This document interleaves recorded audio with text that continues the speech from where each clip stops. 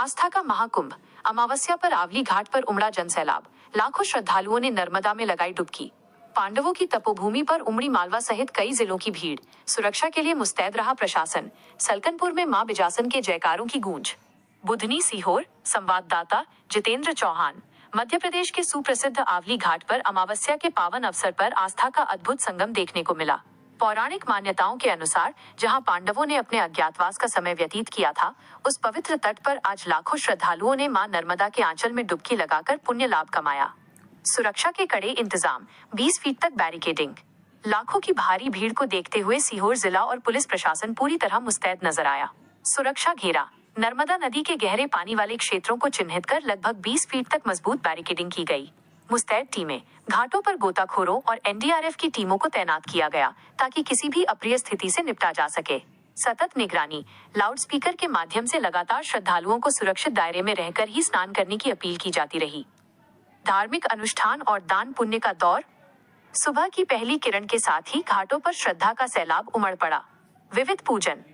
मालवा सहित प्रदेश के कई जिलों से पहुंचे श्रद्धालु अपने परिवार के देवी देवताओं का स्नान करवाते और नवरात्रि से पूर्व जवारे स्थापना के लिए विशेष पूजन करते नजर आए। दर्शन लाभ। नर्मदा स्नान के पश्चात श्रद्धालुओं का रेला सीधे प्रसिद्ध शक्तिपीठ सलकनपुर पहुंचा, जहां मां बिजासन के दर्शन कर सुख समृद्धि की कामना की गई। विशेष चर्चा बाइट। पंडित रामजीवन दुबे, देवी चामुंडा दरबार भोपाल। अमावस्या पर नर्मदा स्नान का विशेष महत्व है, खासकर इस पौराणिक स्थल पर जहां पांडवों के पद चिन्ह रहे हैं। आज श्रद्धालुओं ने बड़ी श्रद्धा के साथ मां नर्मदा की आराधना की है। प्रदेश खुलासा की विशेष टिप्पणी। आवली घाट पर लाखों की भीड़ के बावजूद प्रशासन का तालमेल सराहनीय रहा। पौराणिक महत्व वाले इन स्थलों पर श्रद्धालुओं की सुरक्षा सर्वोपरि है। प्रदेश खुलासा सभी श्रद्धालुओं से अपील करता है कि वे घाटों पर स्वच्छता बनाए रखें और प्रशासनिक निर्देशों का पालन करें। रिपोर्ट जितेंद्र चौहान, प्रदेश खुलासा लाइव न्यूज, बुधनी सीहोर।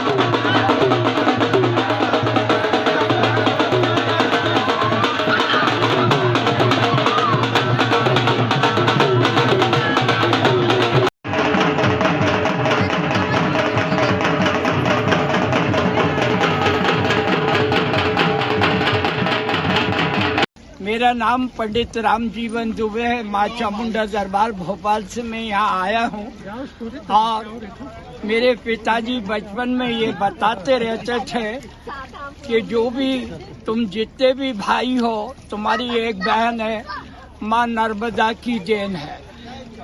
हर व्यक्ति के ऊपर 3 प्रकार के कर्ज होते हैं: देव ऋण, ऋषि ऋण और पितृ ऋण। 12 अमावस्या एक वर्ष में आती है। 9 संवत्सर में जो है 13 अमावस्या आएंगी, क्योंकि 2 जेठ के महीने हैं। अगर पितरों के नाम से, देवताओं और ऋषियों के नाम से आदमी दान पुण्य करे, लोगों को जो है भोजन कराए, ये अच्छे काम अच्छे फल देते हैं। बुरे कर्म दुख का कारण बनते हैं। तो हम तो मां नर्मदा देवी को साक्षात दुर्गा मानते हैं और पिता के निवास, ऋषि के निवास और देवताओं के निवास तर्पण करते हैं। अभी आप थोड़ी देर के बाद देखेंगे कि यहाँ पे पिंड भी होंगे, हवन भी होगा, आरती भी होगी, लोगों के साथ बैठ के भोजन भी होंगे। गुरु जी, इसे लोग भूतड़ी अमावस भी बोलते हैं आज, इसका क्या महत्व है? अब उसको क्या है कि कई देवी शक्ति आती है, कई लोगों को प्रेत शक्ति आती है, तो वो लोग भी स्नान करने आते हैं। क्योंकि देवी देवता जो है वो आदर्श रूप रहता है, चाहे वो संसारिक हो, चाहे आध्यात्मिक हो, चाहे धार्मिकता से हो। देवी रूप जो है वो आदर्श ताकत होती है, उसका एहसास होता है हमें।